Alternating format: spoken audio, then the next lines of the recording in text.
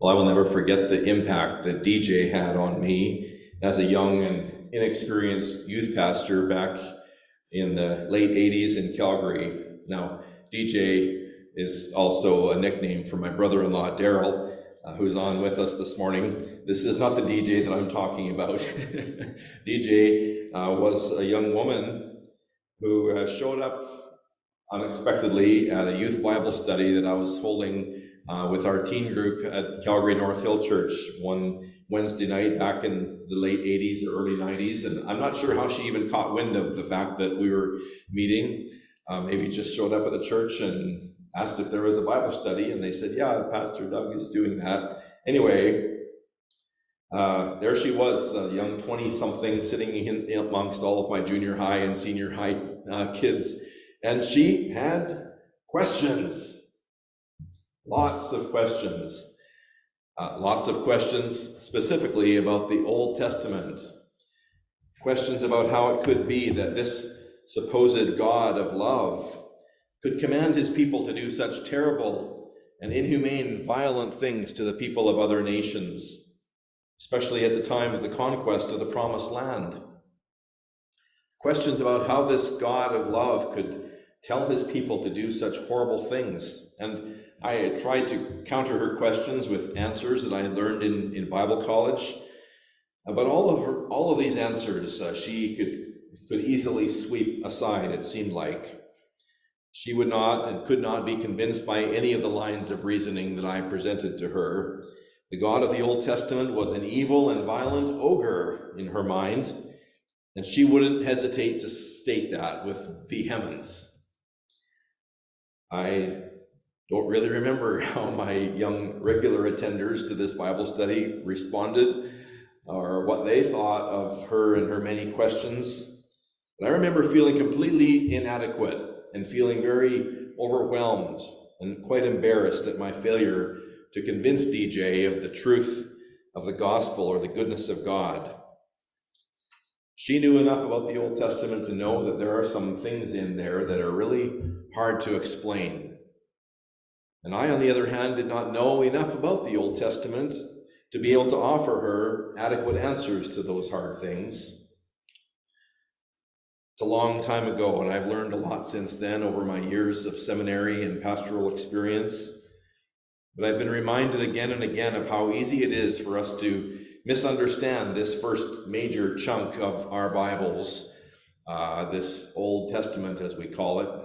Not to say that the rest of it is easy to understand by any means, but the Old Testament can have some real doozies.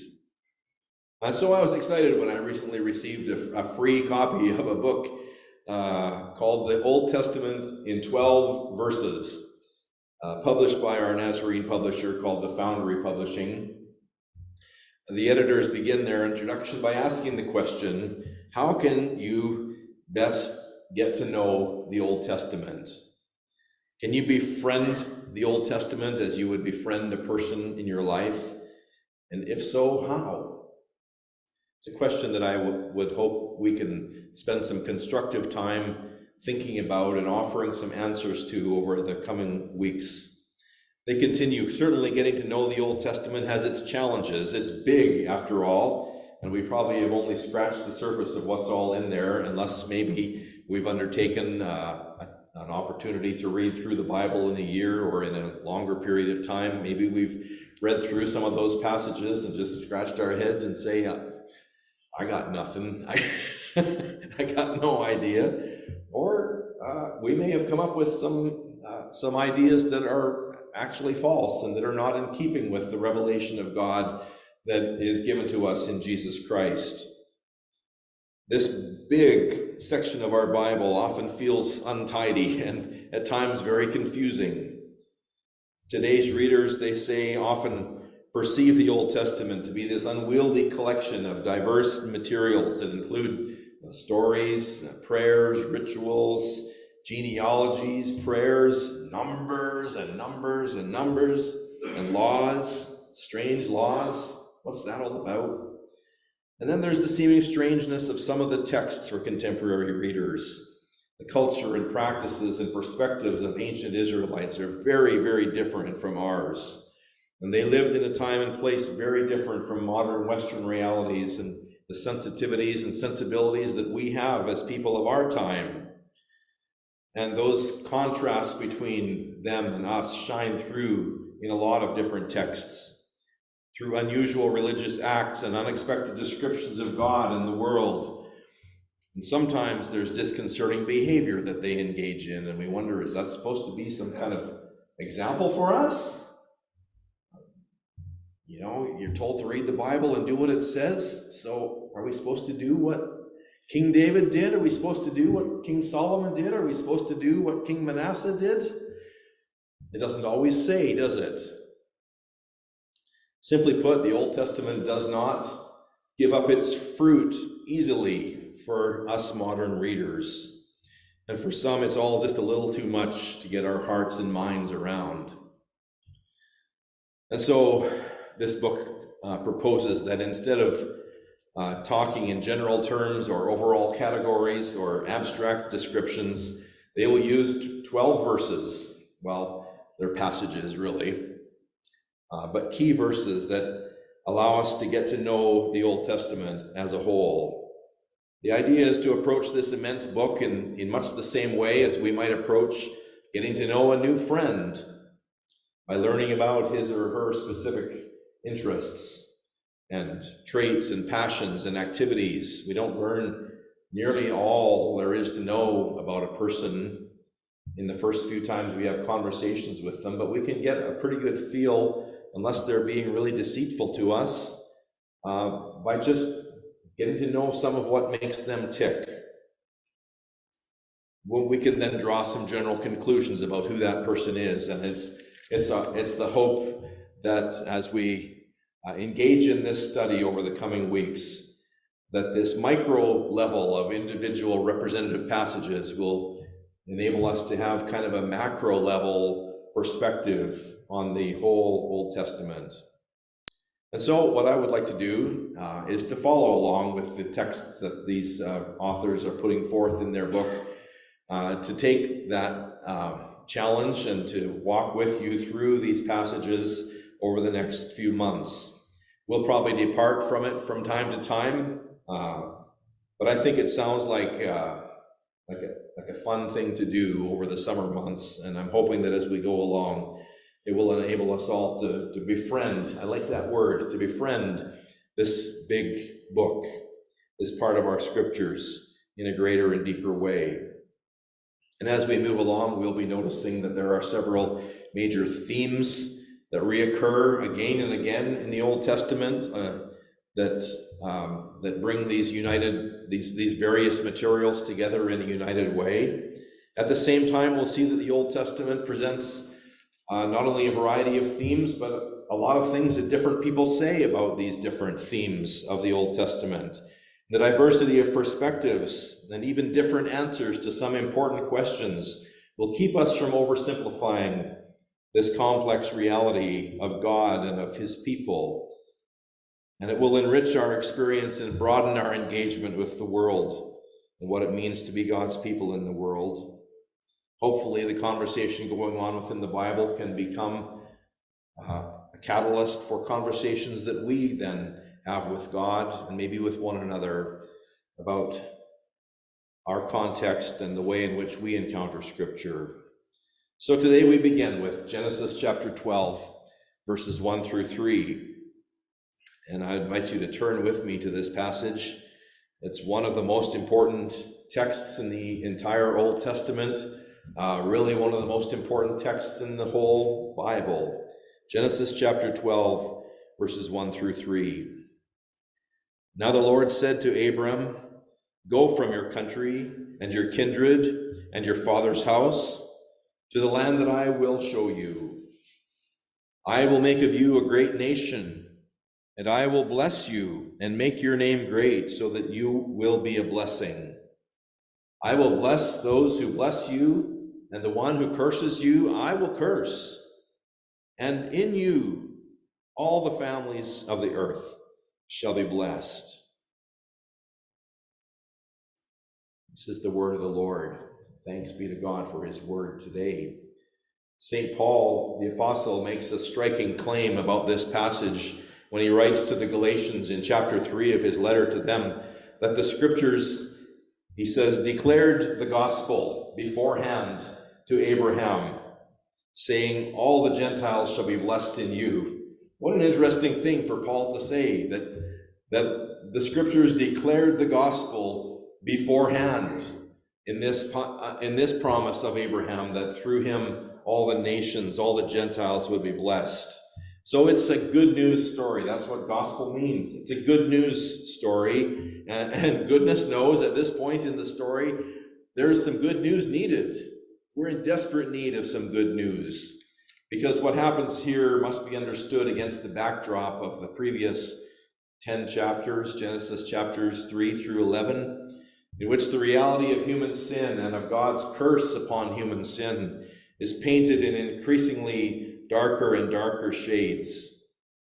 As Christopher Wright puts it, Genesis 3 through 11 show how every dimension of life in the world is tragically adrift from the original goodness of God's purpose.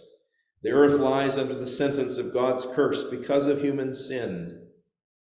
Human beings are adding to their catalog of evil as the generations roll past: jealousy, anger, murder, vengeance, violence, corruption, drunkenness, sexual disorder, arrogance. Every inclination of human hearts, he says, is shot through with evil. Technology and culture are advancing, but the same skill that can craft music for instruments for music also can forge weapons of violent death. Nations experience the richness of their heritage and their ethnic and linguistic and geographical diversity, but at the same time they experience growing alienation and confusion, scattering and strife. Where can the mission of God go from here? God shows in the first 2 chapters of Genesis that his mission is to create this world and have humans be his priests and kings, ruling and reigning in this world, having dominion, causing it to flourish, tending and keeping and expanding the cultivation of the Garden of Eden in which they're placed. But it's gone so wrong. What can God do? Whatever it may be that God will do, he'll have to tackle a broad agenda of redemption. Genesis 1 through 11 poses a cosmic question to which God must offer a cosmic answer, a world-embracing kind of answer. The problems that are so graphically spread before the reader of Genesis 1 through 11 won't be solved by just finding a way to get humans to heaven when they die. Death itself must be destroyed if the curse is to be removed and the way open to the tree of life. The love and power of God must address not only the sin of individuals, but the strife and strivings of nations. Not only the need of human beings, but also the suffering of animals and the curse upon the ground. All of creation is groaning under the curse of sin in these chapters. And what can God do next? Well, something that only God could have thought of. He sees this elderly, childless couple in the land of Babel itself, and he decides to make them the launch pad of his whole mission of cosmic redemption. What sort of an answer can be provided through these two people, Abram and Sarai? God has something very large in mind. When out of this cursed background, he promises blessing to Abram and Sarai, to their not yet existent family, and to all the nations of the world through them. 5 times in these 3 verses, the word bless or blessing appears like a golden thread that winds its way all through these verses and provides the theme of God's powerful words of promise. God's speech here consists of one single terse command: go. And then this abundance of extravagant promises: I will bless. Now, there are 3 observations arising from this story that I would like to point out to us this morning and dwell on briefly in the time that we have left. First is that Abraham, or Abram as he's called in this early stage of the story, the first observation is that Abram obeys the command of God. In fact, this act of obedience here, this saying yes to God's command, is the primary act, along with the story we heard earlier that Ken read to us about his sacrifice of Isaac. These are the two stories primarily which lead to Abram being considered the father of the faithful throughout the whole biblical tradition. Abraham chooses to follow God, and so he becomes a pivotal player in the entire salvation history of God's dealings with human beings from this time forward. And this speaks to us of the importance of this simple act of obedience. We may wonder at times just what difference it makes whether we obey God or not. What difference does it make to us or to anyone else whether we are obedient and faithful or not?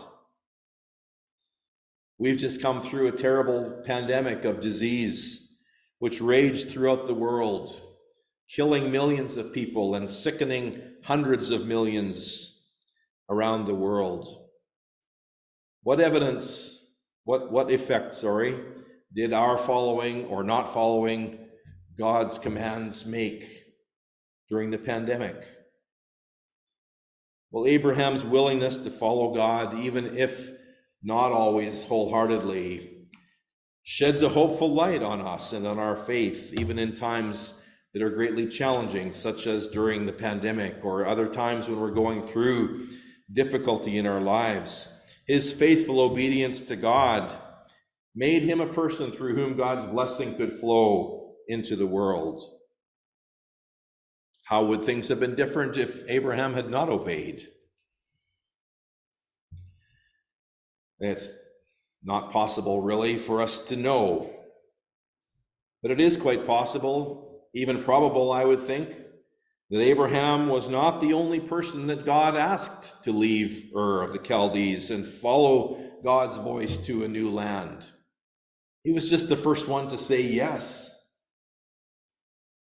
It doesn't seem right that a God who is ready to make such an extravagant promise, blessing not only to this person, but to all the world through him, that a God who would make such an extravagant promise would be so narrow as to only have one person to whom he would make that promise. He couldn't have been holding out on everybody else, just waiting for the perfect candidate for blessing to come along. This speaks to us of the importance of being people who say yes to God. God's hands are not tied if we say no to God. But we can never know what we might have missed out on if we had said yes. In the book of Esther, the suggestion is made that if Esther refuses to do the work that she can do for the deliverance of her people, then deliverance for the Jews will arise from somewhere else. But Esther will miss out on the opportunity to have a part in something incredibly significant. Abraham's yes and our yeses to God open up the possibilities for blessing that flow into our lives, but also far beyond our lives, into the blessing, into the lives of others. And our no's have the opposite effect for us. Is there a no that you've said to God? Do you want to reconsider today? His blessing flows where people say yes.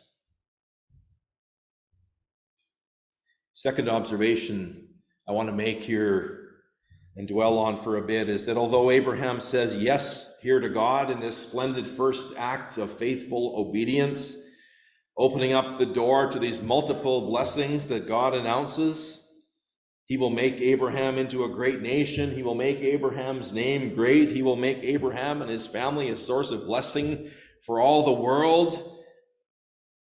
That in spite of that, actually Abraham's track record in continuing to faithfully obey God is hardly perfect. It's not an unblemished track record by any stretch of the imagination. He did gain a great reputation, as God promised, "I will make your name great."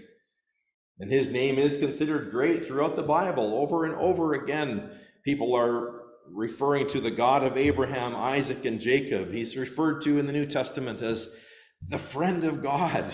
What an awesome title. Abraham, God's friend, with whom he walked in fellowship, but not always.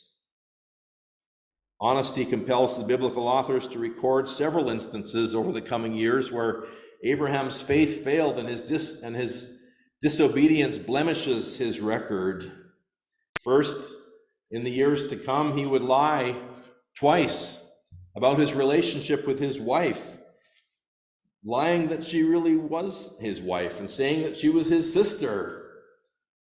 He told two powerful kings that she was really his sister because he feared that they would kill him in their desire to take her into their harems. And so Abraham, in 21st century language, effectively traffics his own wife into sexual slavery in the harems of these two kings, Pharaoh of Egypt and Abimelech of the Philistines. Rather than trusting God to protect both of them, Abraham's faith fails in a horrible way. He dishonored her terribly in this, due to the temporary failure of his faith that God could protect them both. Then a while later, this time at Sarah's insistence, Abraham chose to sleep with her maidservant Hagar. No, I think Since they both lost faith in God's promise to give them a son.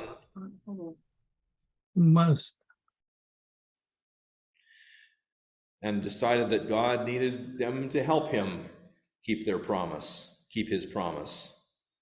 So God had promised that through Abraham and Sarah, he would bless the world. He would give them a son. And we know the story of how they decided that God needed a little bit of help. So Abraham took Sarah's maidservant Hagar and slept with her so that they could produce an heir through Hagar. And it led to a lot of grief in their family. For when Hagar did bear Ishmael to Abraham, even though Abraham loved Ishmael, Hagar adopted a tone of superiority and hostility to Sarah. In fact, this is the only place in the entire story of Abraham and Sarah that anyone curses them. Hagar curses them by her attitude of superiority and hostility towards Sarah. This was an act of sin on Abraham's part, a failure of his faith to continue to believe the promise that God would provide to him and Sarah, his wife, an heir that would come from their own bodies. And this leads to the third major failure of faith on Abraham's part, for Sarah becomes so provoked with Hagar and her son Ishmael that she demands that Abraham send the two of them out of the family compound and out into the unforgiving desert. And this act would surely have led to the deaths of both Hagar and Ishmael had God not intervened and cared for them and rescued them. And thus God turned the unfaithfulness of Abraham into blessing upon Hagar and Ishmael. And so my point here is that in this and many, many other places in the Old Testament, the writers boldly describe the complete humanity of each character, including mistakes and failures. And over again, they show how blessing overcomes human failure. Abraham is not perfect in his responses to God's call, and neither should any of us think that we will be or that we have to be. Moreover, Abraham's mistakes and their effects are not the final outcome.